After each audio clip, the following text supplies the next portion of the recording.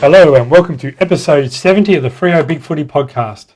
This week we'll look back at Fremantle claiming its first ever McCelland Trophy with a comfortable 54-point win over Melbourne. We'll have a look at the mass resting this week. We'll also talk about the impact that it'll have on Peel Thunder, who have qualified for their first ever finals, as well as looking at Brownlow news and maybe some potential All-Australians. Joining us this week is our usual resident Victorian expert. Seppo, how are you, mate?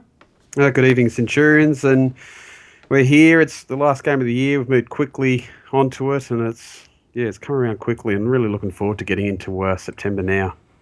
Yeah, last week, Seppo, we saw Fremantle 17 goals, 6-108 defeated Melbourne 8 goals, 6-54 in a game that really didn't reach any great heights, to be fair, but at the end of the day, it was still a comfortable victory. Fremantle did what they had to do. They broke the 100-point barrier. So that kept the Journos without something to write for the week. And all in all, a reasonable good day, apart from probably the late sort of shoulder injury to Sutcliffe. It was all a pretty good day all round, really. Yeah, it was. And I think a lot of the importance of this game was actually held before, with the Eagles losing to Adelaide, giving us the opportunity and win and just set up what we're looking at now. And I think it was quite a clinical, something we probably both predicted, that Freo would just smash out a good lead and just go into their holding pattern and grind out the result. And I think just those couple extra goals towards the end helped, like I say, get over that 100 point that we're all sort of looking for. Wasn't necessarily the margin, but knowing that we can definitely kick over a score. And I think, obviously, with the subbing of Pav exactly on 50 minutes into the game just seems a bit predicted. And I think now it's starting to become more apparent that there's a lot of managing of players and a lot of calculated decisions gone into naming each week, and even just the management of players out there, and even just having a look at the the way that we haven't risked anything with Walters coming out before the game, and Pav coming out, and Sutcliffe not being risked and staying on the bench when his shoulder popped out and being strapped up. We are taking a serious approach. The result was really just done. So getting 54-point win was roughly right, I think, and probably I would have even been happy with a less margin in the end if it meant one or two less more injuries. Yeah, I think it was, first of all, it's probably a bit unfortunate that Nathan Jones went down early, Seppo, with a Achilles ankle type injury. It was great class by the people in front of the bench that gave him a cheer, and if you saw the tweet he put out afterwards, he thanked the Freo fans for giving him a big round of applause when he actually came up from the rooms and been subbed out. So it was good to see the supporters in there giving him a good cheer for his 200th milestone game. Yeah, I mean, that came right past where I normally sit, and there certainly was generous applause there for it. Just a couple of things, Seppo. I thought Ed Langdon looked pretty positive in his first game. He did a terrific tackle early on and got a couple of touches, and certainly didn't look out of place out there. Yeah, he sort of came out with a bang, got excited, no sub, which was fantastic to see. And thank God the subverse is going next year, but it's another point in itself. But he sort of came out and then sort of, as young players do, disappear for a bit. And I think in the last quarter he probably got a bit of a talk and another sort of second wind and came out there and had a bit of an impact. So you can see those young kids getting lost in it, or probably get subbed out if Pav hadn't been subbed out earlier. But it's good to see that he at least showed a bit of what he can do and looked very quick and lively. So it's good to see that both Weller and Langdon coming in, you can see what's been performing down at Peel all year. Yeah, I was just having a look at the stats after the game, Seppo, and I must admit, while we were watching, certainly didn't look like the likes of Viney or Cross. I think Cross had 39 touches and Viney had 30, and it just didn't seem like they, having that massive impact on the game. But, obviously they did get a fair few touches on it. And Fremantle obviously had likes of Lockie Neal, but it's good to see Barlow get a few more touches, getting over 30 for the first time in a little while. And once again, Stephen Hill continued his outstanding form with 30 touches as well, Seppo. I think there was, even though Garlett and Hogan kicked 2 goals each, I think they were kind of well held, and our defence held up a bit again with a good spread. They didn't really have too much damaging, because there always seems to be one or two that sort of gets off, and one of those players tends to kick a couple. But I think some of those goals are quite easy ones out the back, and ones where we just sort of fell asleep a bit in the half. And for us piling on those stream of goals straight away, it was some junk and easy goals that the Melbourne players got.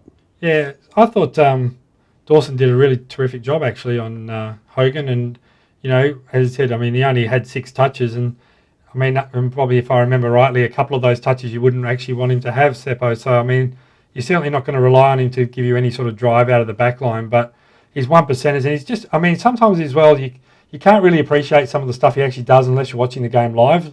There'll be things where he'll sort of roll off his man. There was an instance where on the the railway side of the ground, and he ran off his man. I can't remember exactly who it was, just in front near the interchange there, and he just put enough pressure on so the Melbourne player had to kick the ball along the ground, and then it just gave McCelland enough time to get back there, and eventually the ball went out of bounds where he quite easily could have just stayed on his man, and it certainly would have given them a much easier passage to goal. So, as you said, he doesn't, always necessarily give you that, fantastic disposal, but he certainly makes up for it in other areas along the ground. And you can see why he's a favourite of Ross Lyon, because he does have that senseless acts at time, and certainly doing those 1%ers. Definitely. It was quite interesting. I know you've been calling it for the last couple of weeks as the return of Clancy Pearce.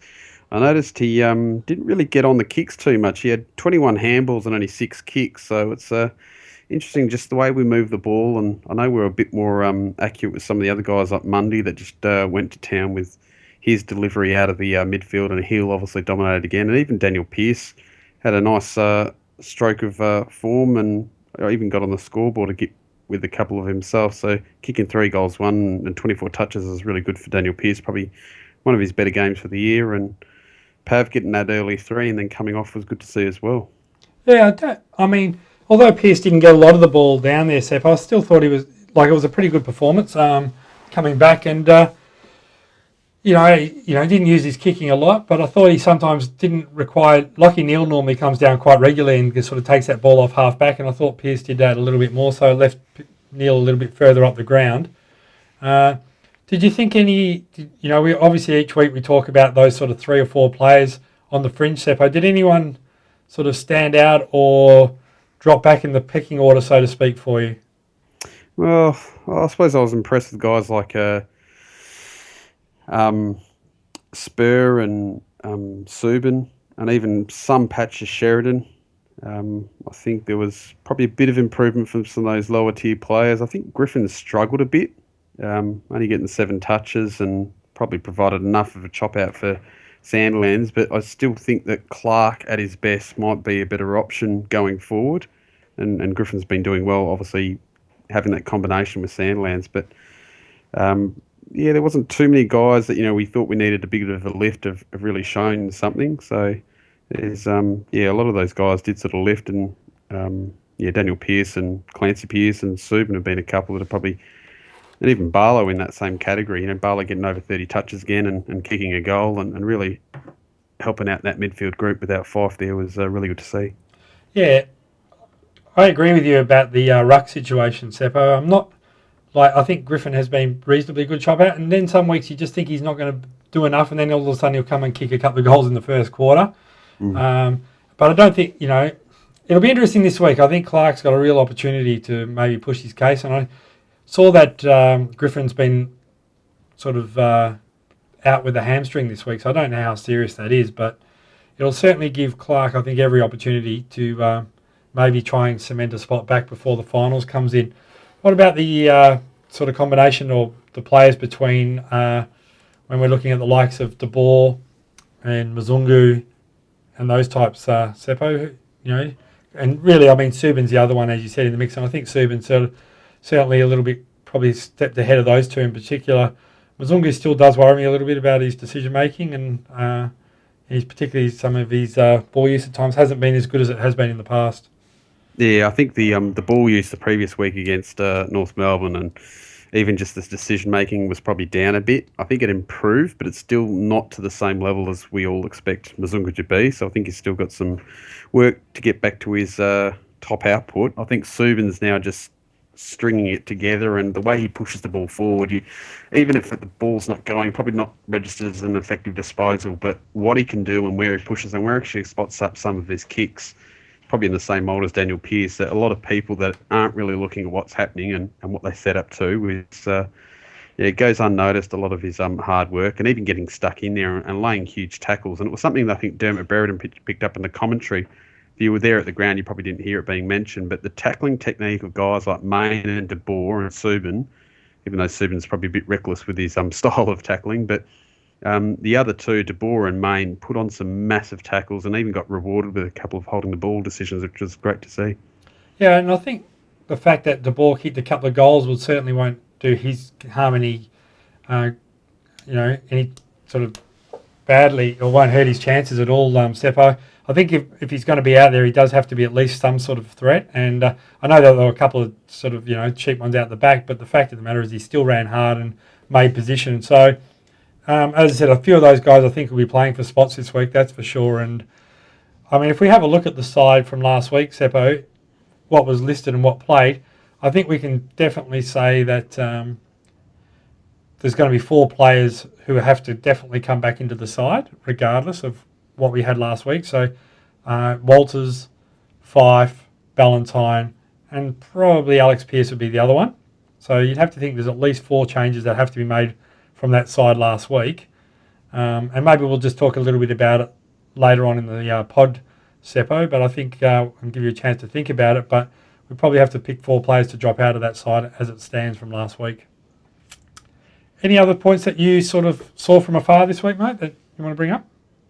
No, I think the obviously that fast start and the blitz or the press or the blast or whatever they're calling it is obviously something that works for us and really got Melbourne on the back foot. And you can just see they shut up shop and just changed the style and where they pushed and even who were leaving behind the ball and the way we moved it around. So you can definitely see that they are in control of what they're doing. And yeah, Melbourne kicked a couple late and I suppose we got out to a lead of about 60 and almost maintained that same margin, went back and forward a bit for the rest of the game. It was just good to see that the guys sort of got out unscathed, really, and we got the points after the loss to the Eagles that gave us our big McCelland Trophy, like you said at the start.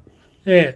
The other interesting quick point as well, Seppo, is that just noticing that, probably the last 3 weeks, particularly watching a lot of it live, is just like, it's good to see like guys like Main starting to get a little bit of form back, but it's unusual that and I'm surprised his coach, like the coaches haven't spoken to him about it, just the fact he leans so far back on his kick when he's going for goal.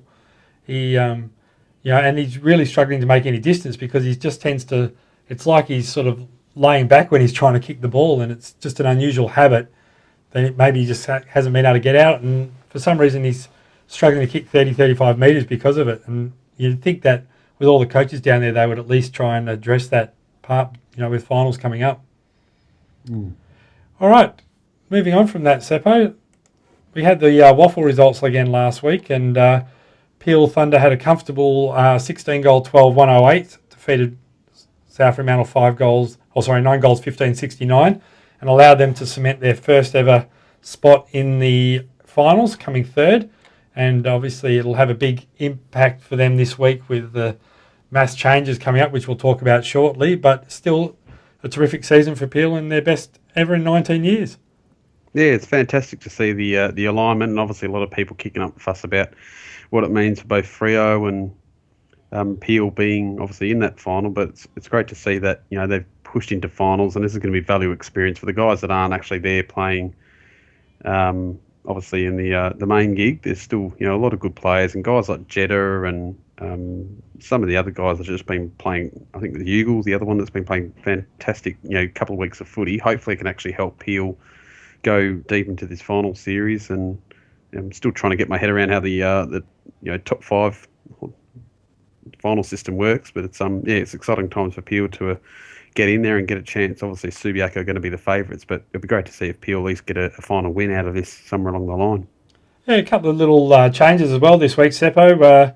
Sean Hurley decided they moved him back into defence a bit this week, and I think he certainly looked a little bit more comfortable than he had the previous time when he was down there. So maybe that move forward just made him appreciate it a little bit better, and he certainly hit his targets a little bit better than he had in the past, and his body work was certainly a little bit stronger. So he's certainly developing pretty well, and once again Ballard had a pretty strong game, racking up 29 possessions as he has all season, and a bit of a Sandover medal fancy as well this for him. So it's interesting his position this week with the Fremantle squad, which we'll talk about shortly, and maybe that was part of the deal with the alignment, that they've made sure that he is available to give them some sort of a semblance of a chance against in the first game next week against West Perth.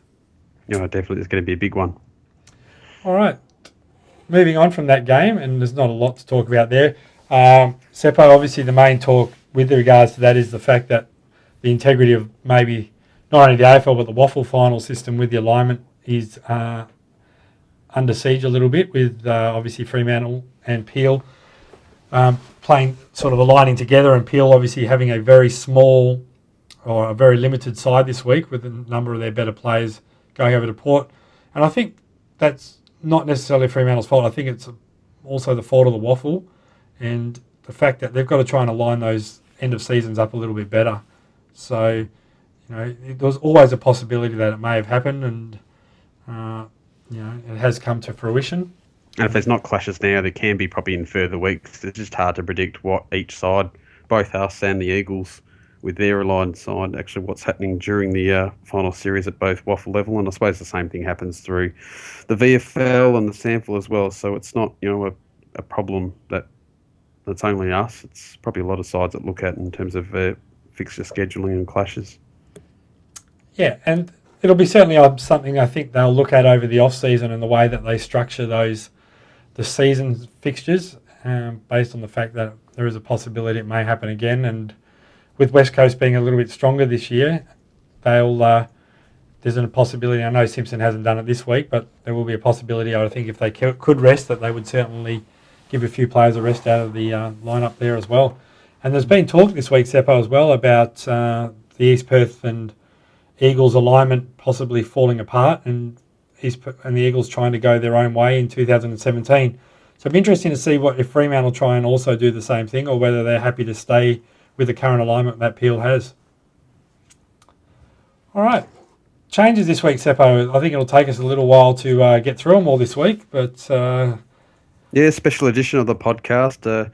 Half an hour of it's just going through the changes this week, so I suppose we'll get started now. So, obviously, the Saturday game, it's 3:20 for, I think, those folk in Adelaide Central Time. Obviously, half an hour forward for Melbourne, and back for people in the West at Port Adelaide. Simple changes. They've omitted Angus Mumfries and Aaron Young, and comes into their side as Joe Schultz and Jake Mead. And over to Freo.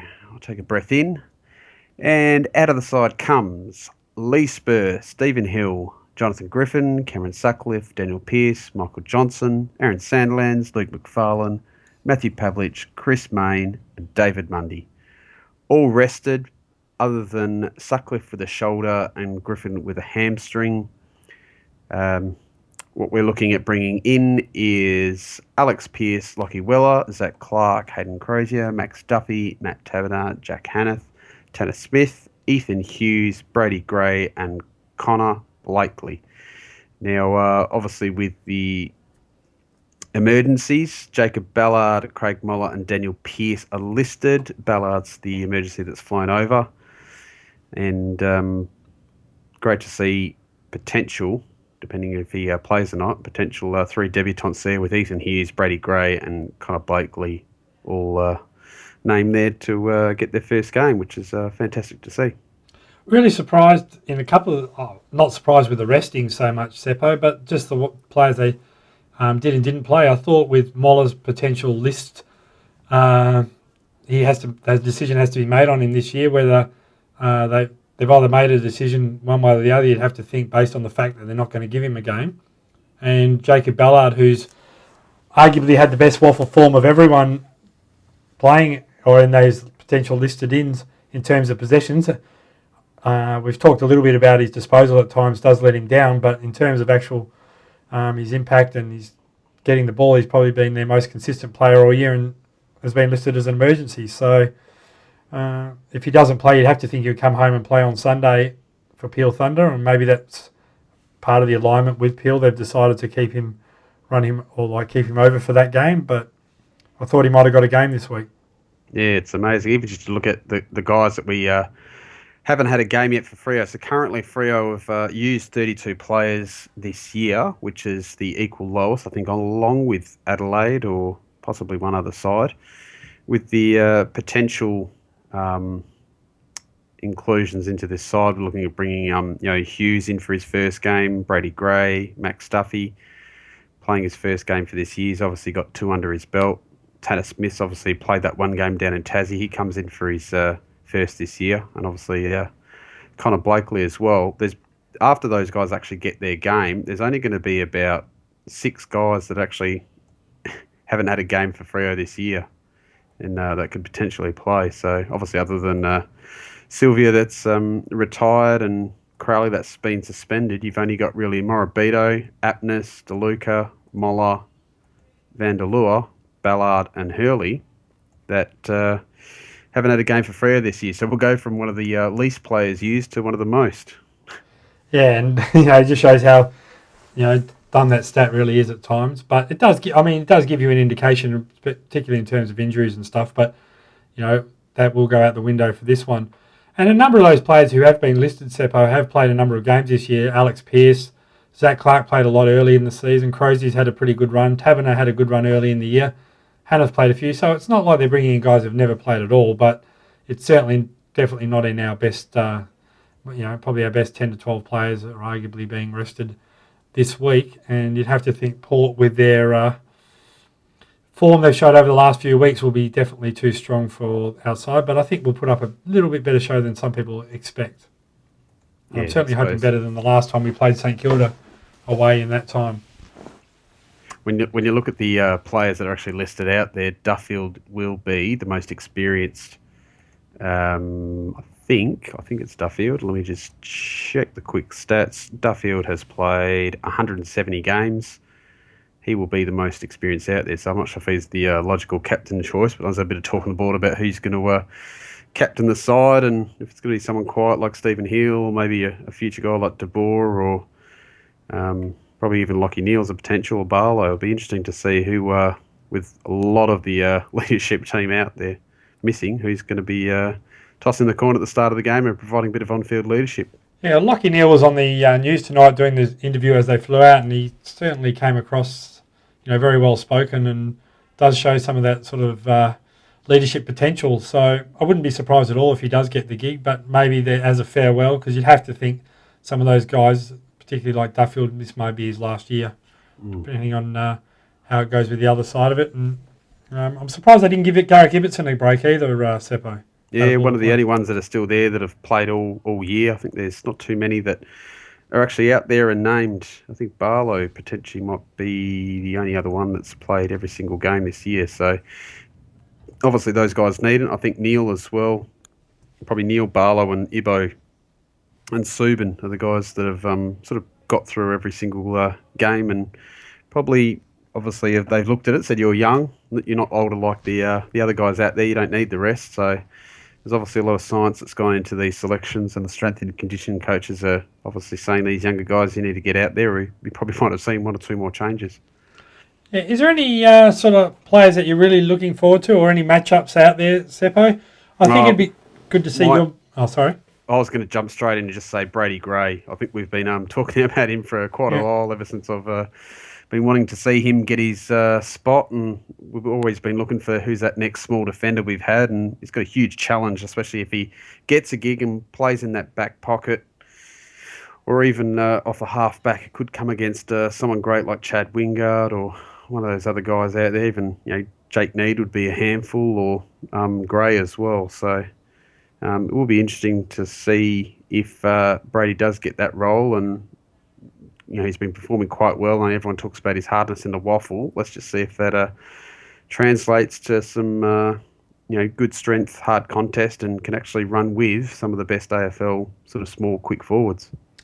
It'd be interesting to see who they do play on Robbie Gray. I don't think our Brady Gray, Seppo, probably has the wheels to go with Robbie Gray, and I'd love to see him have a go on Chad Wingard for a little bit, just to see what he does offer.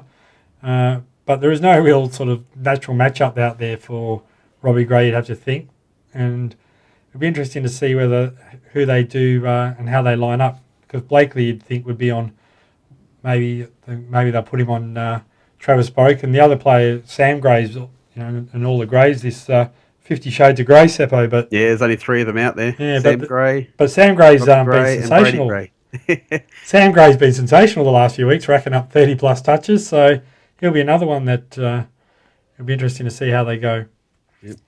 And Jay Schultz maybe potentially playing his last game for Port as well, mate, with being named this week, and lots of talk about whether he'll stay there and maybe even come to Freo next year.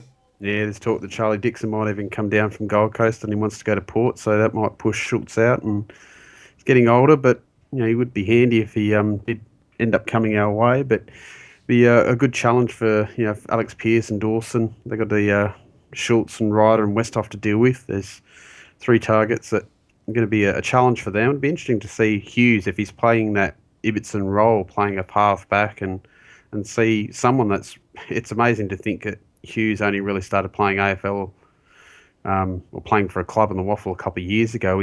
Apparently his development has been very quick, and it'll be interesting to see straight away from a bit of footy at the highest level who he sort of plays closely to, because I've heard comparisons between Ibbotson and some of our other taller defenders, even though he's a bit light on for size, but give it time. It'll be interesting to see what his wares are like.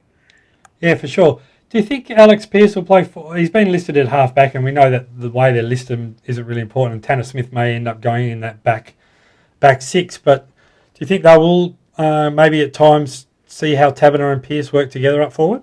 Yeah, definitely be a combination you'd like to see, and I think with Hanneth and Clark there as well, you're probably going to want a bit more mobility and excitement up front, so maybe Alex Pearce will shift forward or do a bit of half-half. We've seen it before. He's almost a very competent swingman now that he's almost as good as a backman as his little time spent up forward. I think it would be nice to obviously get a bit more penetration on his kick, and his skill set seems more suited to a backman at the moment. But I think if he needs to go forward, it will look good. And coming up against Tomch and Jonas will be, and I suppose Broadbent as well is not exactly a taller type, but I suppose they're missing a couple of their key backmen as well. Yeah, one of the things with Port this year, Seppo, is that the combination with Lobb and Ryder hasn't worked as well as they would have hoped. And having a look at their listed side this week, they have Lobb, Ryder, Schultz, Westhoff and John Butcher. So they're certainly going in with plenty of key forwards in there, and whether they're sort of deciding which ones to keep or whatnot, but they've certainly got a very tall forward line potentially listed there with if they all do play as named.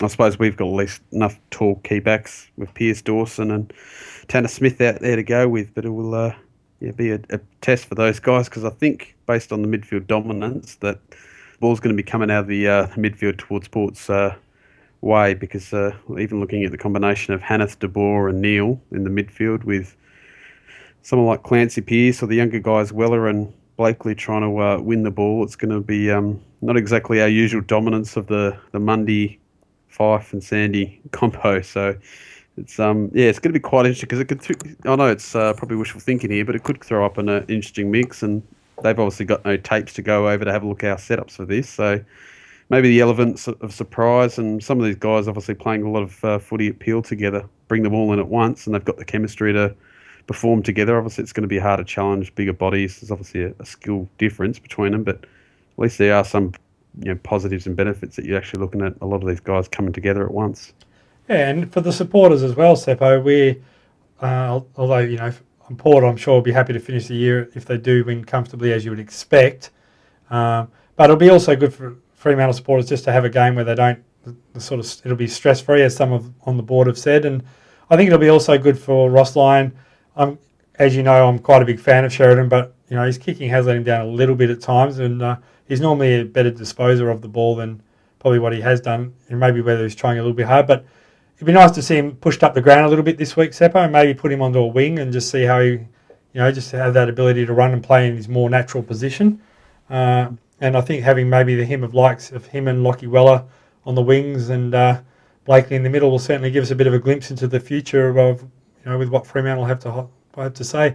And I'd also like to see Crozier as well, because with Duffy in there, Duffy is probably going to end up in that sort of graveyard corner, so they call it. And I'd like to see Crozier play that little bit more across half forward, where I think he's a bit more naturally at home than playing deeper in that forward pocket.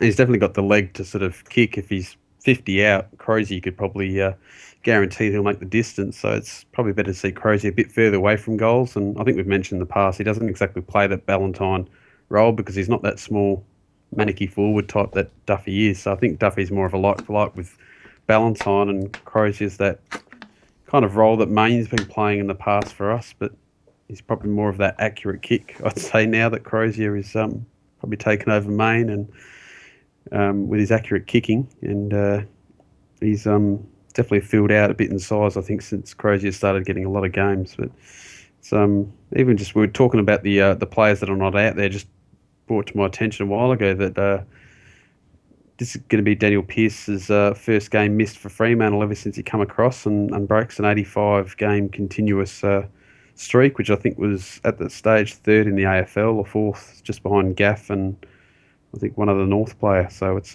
it's a shame to see some of those long-standing records just broken and changed and thrown out the window for this game. Yeah, for those fans who are probably going to be a bit disappointed, maybe not having some of the head shaking that Daniel Pearce can sometimes do, Seppo, I think Duffy will come in and more than adequately fill that role. He'll do some stuff that's absolutely amazing, and then he'll do something that will absolutely make you shake your head. And but he did show a fair bit down in that Geelong game a couple of years ago where Mundy just missed that goal on the Sirens, Seppo, and hopefully he does get a chance to show his wares, because on his day he can do some stuff that is quite mercurial. And if we're looking for head shaking as well, looking across to the umpires, we've got Luke Farmer, Brendan Hosking and Troy Pennell. So two of our favourites there, Farmer and Pennell. So this will be quite interesting, and let's just hope they don't do enough to earn themselves finals umpiring spots, because there's a lot of other better ones out there that I think have had good calls this year. So it will be quite interesting. Yeah, so the main thing we're looking at really this week, Seppo, is to make sure we get through the game. Those guys who need a bit of conditioning do so, and no injuries or no dumb suspensions. And if we can get through all that, I think, obviously the proof will be in the pudding in a couple of weeks' time. But I think the decision by Ross Lyon and the coaching committee is definitely the right one. And I'm hoping, and we'll hopefully see that in a couple of weeks' time when more than likely we'll line up against Sydney on the Saturday night. Now, the interesting thing is, if you thought the changes were hard this week with the 11 changes we've made, just think of the week after when there'll probably be potentially more, with players like Ballantyne, Walters and Fife all sort of coming back, and potentially one or two more. But it's going to be interesting when you look at these names going, well, you're going to lose your spot. You just wonder how much stock they actually take into a good performance from this game. If a young kid tears the game apart, does he automatically become a nice sub-choice for the week after, or they just can't afford to reward a one-off performance, and only if you've had a couple of games this year? So looking at the guys that are there, Weller's had a couple of games, Langdon's had a couple of games. It'd be amazing to say that Brady Gray could come in or Connor Blakely play an absolute blinder of a game and actually carry them over into the following week and make one less change that they were going to do. Yeah, I'd be stunned if any of those first-year players make the final 22, Seppo. But stranger things have happened, and but it's not Ross Lyon's style, and I'd be very surprised if it happens. So what's your tip for this week, mate? Obviously, the first time this year that I'm going to go against Fremantle, and I'm going to say Port Adelaide by about 28 points. Yeah, I think Fremantle will try a little bit and give a bit of a yelp early, but I think Port will try and finish the season off on a bit of a high, give their fans something to go home happy about and sort of lick their wounds in the off-season. And I think they'll probably end up winning by around about that 6-goal margin. So 38 points for mine. And Port have actually got something to lose. If they were smart, they could technically tank this game and improve their draft position by about 3, with the two other sides around them getting wins. They're sitting at 9th at the moment, and they can potentially drop to 12th with a loss. So if they were smart and obviously don't get accused for tanking, but it would look pretty funny losing to this Fremantle side. It'd be amazing if we did somehow secure a win, but for Port, there is actually a bit at stake for them winning and losing, even obviously probably winning for their membership, and just a lot of those players out there will be their natural go-to, but there is technically something in it if they do lose. Well, that's right, and it won't affect their draw for next year, because reality is they're going to be in that middle 6, and some of those teams like West Coast this year have had a powder puff draw for the last few years. Seppo will certainly notice a difference next year when, instead of coming out and playing the likes of GWS and Melbourne and St Kilda in the first 3 or 4 rounds, when they've got Hawthorn, and some of the top sides in the comp for the first 3 or 4 rounds, it will certainly make a difference with the way they're doing it.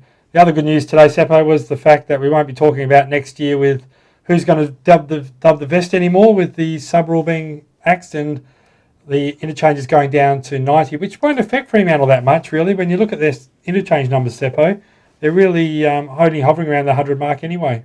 Yeah, I've had a look at that every sort of week and go back over and see 100, 103.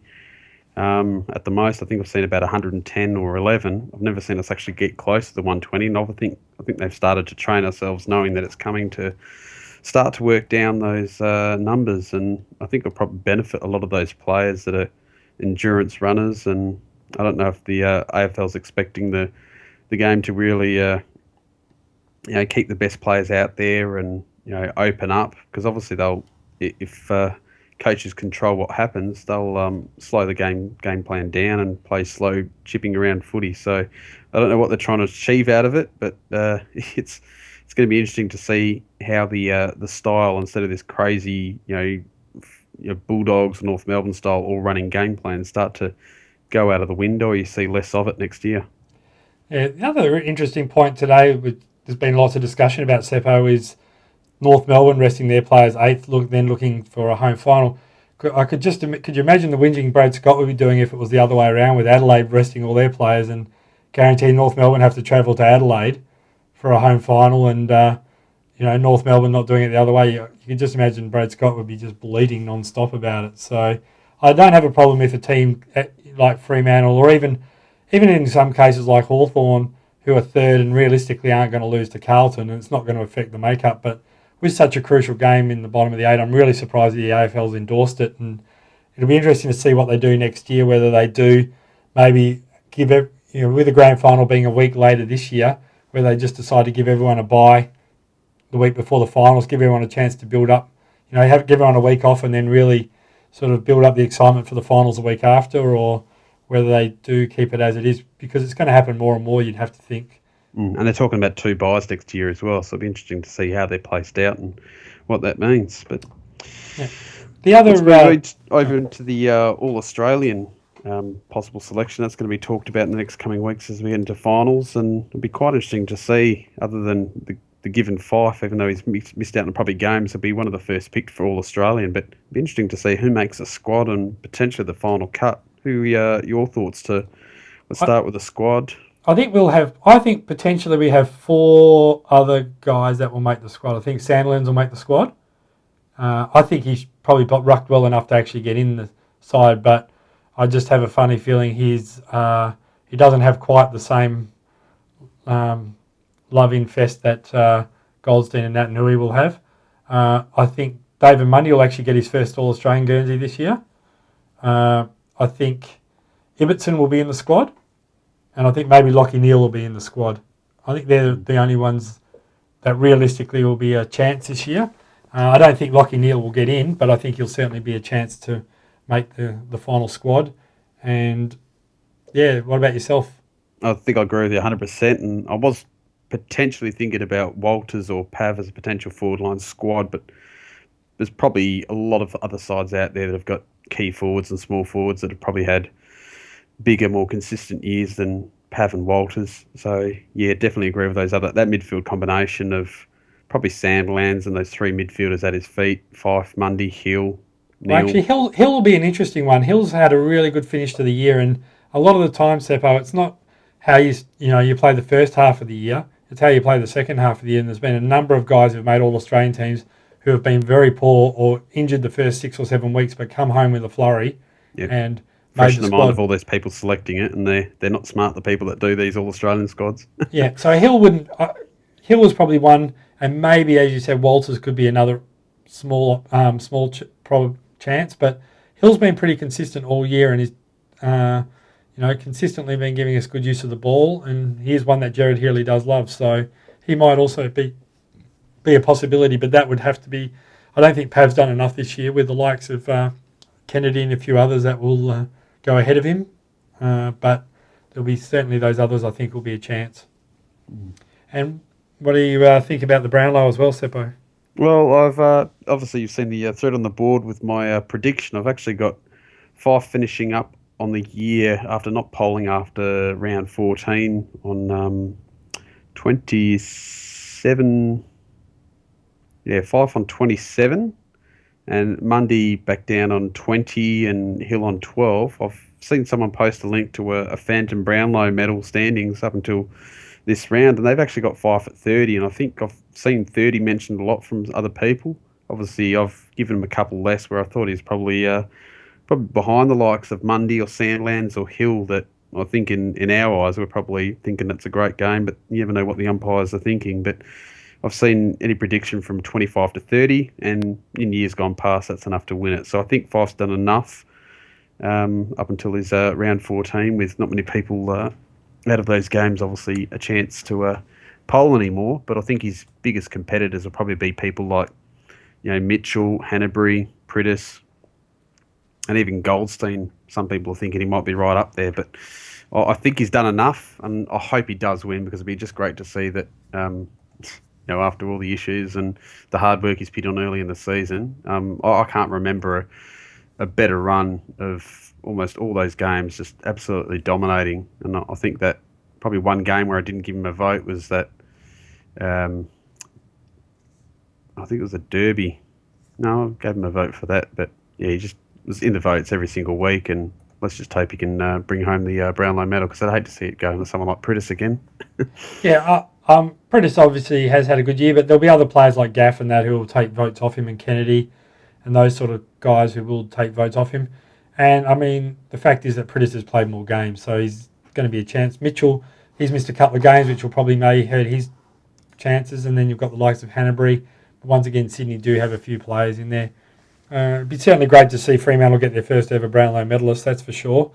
And we can only hope that it's be the first double this year, Seppo, and we get another shiny cup in the cupboard as well. So, but it's been a year of first so far, and the McCelland Trophy, which no one's ever seen, is at least something that we have picked up for the first time, and let's hope it's not the last gong we pick up for the first time this year as we move forward.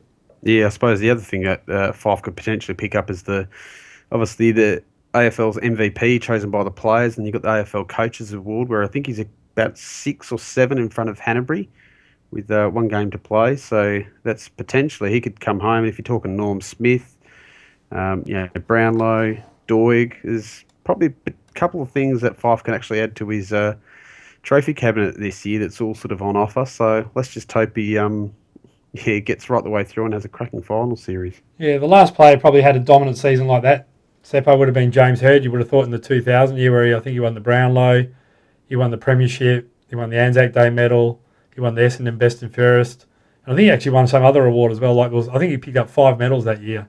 So it was just a fantastic year, and unfortunately, a lot of all the hoopla that's happened over the last 2 or 3 years will muddy his reputation a bit. But he was a fantastic player. All right. Any other points you want to bring up, Seppo, before we finish up for this week? No, other than the fact that I feel sorry for Oldham. I'm not heading across this game in Adelaide myself, but big brave decision for a lot of the people that booked their flights early on to go across to Adelaide to watch this. So let's hope that the people go there and actually watch it can enjoy and watch the youngsters and have a stress-free game and cheer on the guys in their last game of this season. So look forward to getting into finals next week. Yeah, and obviously a big show next week, Seppo, where we'll go, because I can't imagine we'll be spending a lot of time next week on the review of this one, because unless it's something comes out of left field, but we'll certainly be having a good in-depth look at the match-up next week, where you'd have to think Fremantle and Sydney would be the likely game to start off with the qualifying final. It's going to be fantastic, and looking forward to it. And just a reminder to all the listeners as well that if you haven't got your letter yet, Fremantle games will go on sale Monday, unless both teams are on at the same time, so there may be some changes. So just keep an eye out for that. And don't forget to subscribe to iTunes or have a listen on the board and visit the Big Footy boards at the same time. All right, thanks for listening. Thanks again for joining us this week, Seppo. No worries, and go Freo in September. Yeah, and we will see all you guys next week, and enjoy the game this weekend and see some of the young talent coming through in a stress-free game before it all ramps up the week after. That's it for this week. Thanks for joining us. Bye for now.